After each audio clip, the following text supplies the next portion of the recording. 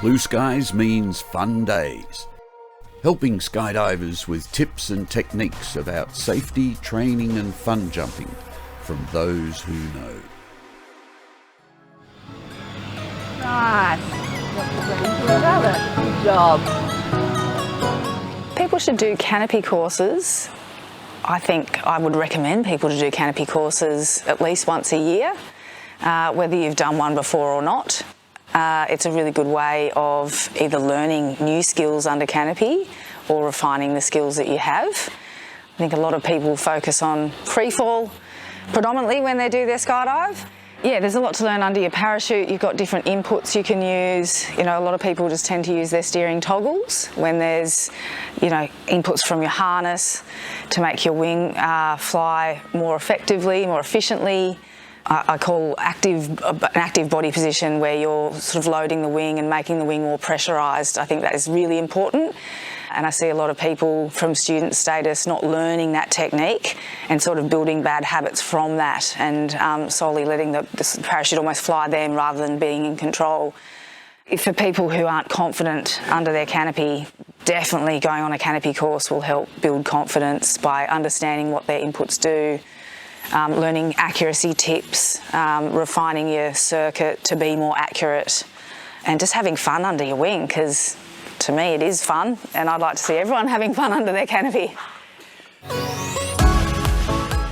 In a basic canopy course, we'll cover different aspects of the jump. It even begins from putting your gear on through to planning your skydive, exiting the aircraft. A good skydive always starts from a good exit. And then we talk about what we're going to do under canopy, so how to deploy the canopy, how to fly through the opening, through to cleaning up your canopy, doing your housekeeping, collapsing your slider, loosening your chest strap off to allow the canopy to fly more efficiently. A more efficient wing, a more pressurised wing is going to give you more performance for a better landing.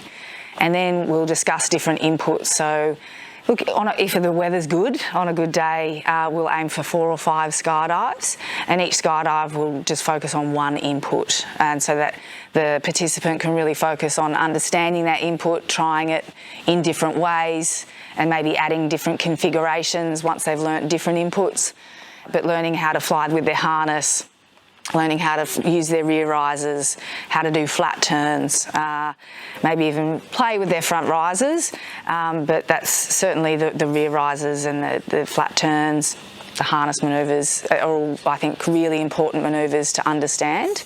And stalling the canopy, knowing when the canopy stalls, so that they know not to stall their canopy when they're coming into land or at any point during their skydive.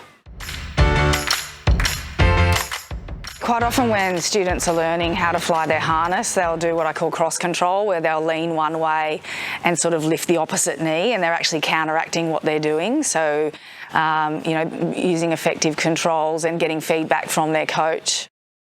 What I find best is actually going up and doing a one-on-one canopy jump with my student, where I use Bluetooth headsets, and then they're getting direct feedback. They're getting to see what the input does. I call it monkey see, monkey do, where I'll show them the input, then they get to see it, and then they copy it. And so we look at brakes, rear risers and front risers and harness in just forward flight, and then we'll look at those inputs in turns, and then they get to see those turns, I get to watch them do them, and then I can provide them feedback on if they are doing that cross control. Oh, hey, you know, lift up the opposite knee. You know, with their rear risers, always I find people overusing their rears. You know, they pull them and they go up and back when we just want to squeeze them to go up and forwards. And that's really important, to knowing how much rear riser input you need to come back from a long spot.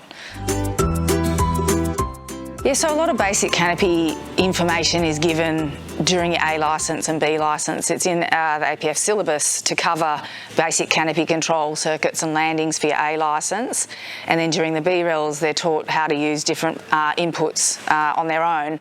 But they'll do that once, and then quite often people aren't told to practice it again, and then they'll forget. And you know, we're humans, we forget things, so it's important to keep practicing these skills. And that's where canopy courses are really good, because you can focus solely on the canopy exercises without tacking it on to the end of a free fall jump, where often we'll forget because we had such a good time in free fall, or we're coming back from a long spot, or having to deal with traffic. Whereas on a canopy course, when you've just got 4 or 5 other canopies in the air with you, you've got your own separate space of air, you've got these planned exercises to do and achieve, the spot's generally good. And so you're able to have repetition in, all of these new skills that you're learning, or the skills that you're practicing. On a canopy course, I like to video people's landings and get them to review themselves. Before we actually watch the video, I'll ask the student for feedback on how they think their landing was, because we don't always get our landings videoed, and I want them to be able to self-debrief. And looking in the direction we don't want to go, we need to look to where we want to go and steer the parachute that way. Then we'll review the landing. My pattern, and then my landing was an absolute shit. Why is that? It's usually just minor points that we need to polish. Like I said before, they've been taught how to flare, how to fly a circuit and be somewhat accurate, and now we're just refining those techniques that they've learnt and to do them even better. Even if someone does, an almost perfect landing, we can still pick a point, a few little things. And look, the really common landing problem that I see is people reaching for the ground, whether it's reaching forwards or reaching to the side, but people are in too much of a rush to land. When the ground's going to be there, we want to fly the parachute, fly it through the flare and step off the landing. And I often find myself saying that and repeating it, and that's totally fine, because I don't expect people to learn that straight away, but over time and reviewing their landings on a canopy course, by the end of the canopy course, I find that people will reach much less and even flying and find that they'll be flying their parachute all the way till the end of the landing. And that's the outcome that we're looking for, because the softer touchdown we have, the less prone we are to injury.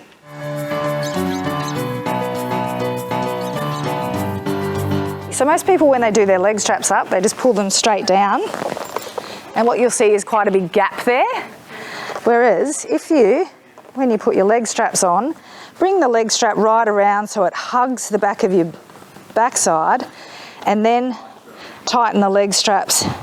You'll find that the padding meets better, which is going to protect your inner thighs, and now it's hugging your backside, so that when you end up opening up, you're going to be you can lift your knees up and be in a bit more of a seated position, as opposed to that other way that I showed you, where the buckles are going to end up being a bit lower down, and you end up with this gap here, and you'll be hanging from your harness, which isn't comfortable, and it doesn't help with the active flying position. So just by adjusting your leg straps when you put them on, once you're opened, you can lift your knees, get more of that seated position in that active flying position. The active body position, I like to call it active flying, where we're actually sitting in our harness and we're engaging our core, we're engaging our glutes, rather than just hanging in the harness. If you actually position your leg straps in the right way when putting your gear on, once you've opened, you should just be able to lift up your legs and get into a more of a seated position, and I call that the active body position, rather than when your leg straps are, if you just put them on and just tighten them down. Definitely I notice students sort of more hanging in the harness rather than sitting, and that active body position carries through to the way that the parachute performs. It'll make it more of a I wouldn't say rigid wing, but definitely a more pressurised wing, because we're actively flying, we're engaging from the core, and we're flying using our harness. In a canopy course, one of the first things I teach is tidying up your canopy, or what we call housekeeping. So we collapse our slider, we release our brakes, and we loosen our chest strap. And the reason we do that is to tidy up the wing to make it fly more efficiently for a better flare. So by collapsing the slider, we reduce drag, and then we release our toggles to make sure that we have a functioning parachute, that it's all working well, the brakes release before we loosen our chest strap, because if we loosen our chest strap before we release our brakes and we have a toggle jam, we might want to go to our emergency procedures, and our handles might have moved after we've loosened our chest strap. So the order of priorities and the order that we do our housekeeping is from top to bottom. So slider, brakes, and then we release our chest strap. And by releasing the chest strap, it allows the canopy to spread, and a flatter wing gives us more drive, which turns into more lift when we flare. When we loosen our chest strap on the ground, it's quite easy to do, but up high, we've got quite a lot of tension because we're suspended under the canopy. So what you might need to do is actually squeeze your elbows in to release the tension on your harness, loosen that excess, open that buckle up, and then pull. I did a one-on-one yesterday with one of my students on my canopy course, and we were doing lots of the exercises, the monkey see, monkey do. So he saw me getting brakes, he copied, rear risers, copy, front risers, copy. Then we showed that in turns, some harness turns, some brake turns, flat turns, rear riser turns. Then we got up side by side, and I wanted to show him what the difference between leaning forwards and getting big is. So more finer detail inputs just with our body position. And that's when I noticed that his chest strap was still tight. And he said, oh yeah, I haven't undone that yet. And I said, oh, go ahead and do that. And it just was a game changer. I was sort of struggling to keep up with him. I had a floatier canopy, and he was having to ride in some brakes. Also, when he tried to lean forwards, it wasn't really effective. Once he loosened his chest strap off, I found it much easier to stay with him. I didn't have to hold my front risers down so much. He didn't have to fly in as much brakes because the wing was now flatter, creating more lift. And then he leant forwards and he outdrove me, and then I got big and I went backwards, and then we reversed it and he got big and I leaned forwards, and we were just doing this backwards and forwards, just using our body position. And it was really noticeable that once he'd loosened his chest strap off, such a difference it made to the harness inputs and also the way that the canopy flew. So I highly recommend housekeeping and getting used to doing that, so that you adopt that as that's just part of the sequence after you've opened your parachute. In my canopy courses, if I notice that someone has short brake lines or their lines are out of trim, which I can tell just by looking at the way the canopy flies and reviewing the landings as well on the video, then that's a bit of a trigger for me to then get all of my students to be learning how to check that their equipment is in trim. And that's just a matter of, releasing your brakes, looking up, making sure that there's some slack in the brake lines, and just educating people on equipment and how often it wears, how long do brake lines last for, the lower brake lines versus, the whole entire brake line, and then how long a line set lasts, because quite often people aren't even aware of this information. If I go to a drop zone when I'm coaching at a boogie, there'll always be at least one person who I'll walk up to and say, hey, how old are your lines? And they look at me like, well, I don't know. It's like, well, you should know because it's like looking after your car and putting oil and water in it. You've got to look after your canopy, which is your life-saving device, to ensure that it flies to its best potential. We're taught on the basic first jump course for AFF to keep our hands up before we start our flare.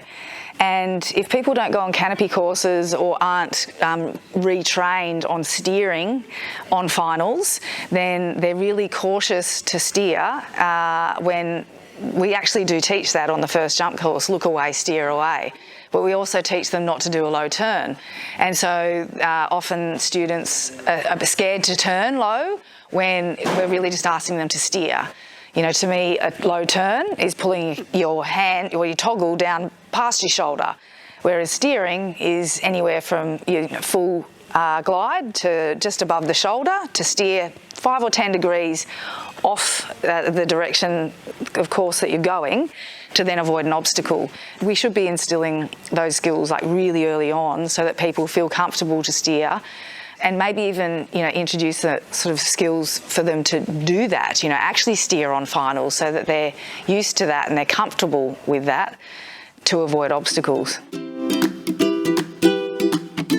We need to keep flying the flare until our feet are on the ground, and the common thing, like I said earlier, is that people just want to get to the ground. Once they finish their flare, they think they need to be on the ground. when you actually need to flare, fly the flare, and then land the parachute. There's two quite succinct differences, and the common landing problem I see is people flare and their feet are on the ground immediately, or they try and reach for the ground because they've finished their flare. And what we want to do is fly the flare and keep steering the parachute until our feet are on the ground. So we really want to fly the flare rather than just flare, step onto the ground.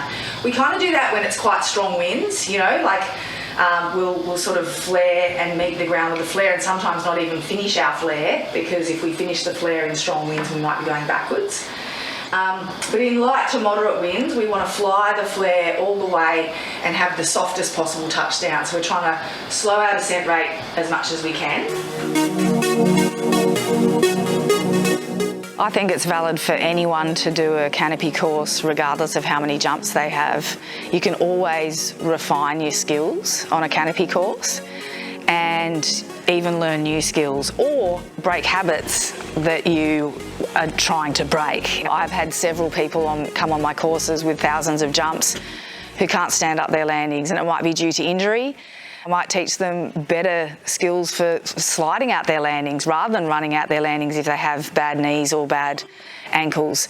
But then I'll also teach them that once there's a bit of wind, you know, then we need to change our flare timing to be able to stand up that landing and finish that flare and fly that flare so that you can get a tippy toe landing and actually stand that landing up.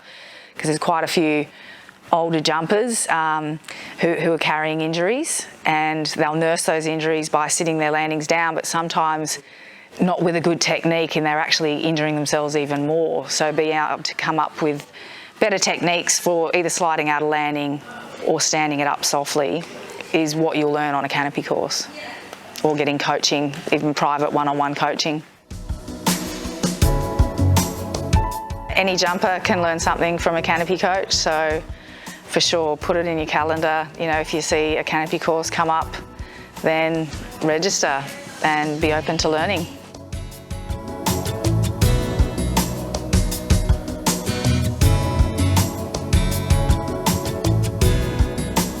Just a quick request to make sure that you've subscribed, rung the bell, and be sure to tell your friends about all that's available at Blue Sky's Fun Days. For more tips and techniques, click subscribe.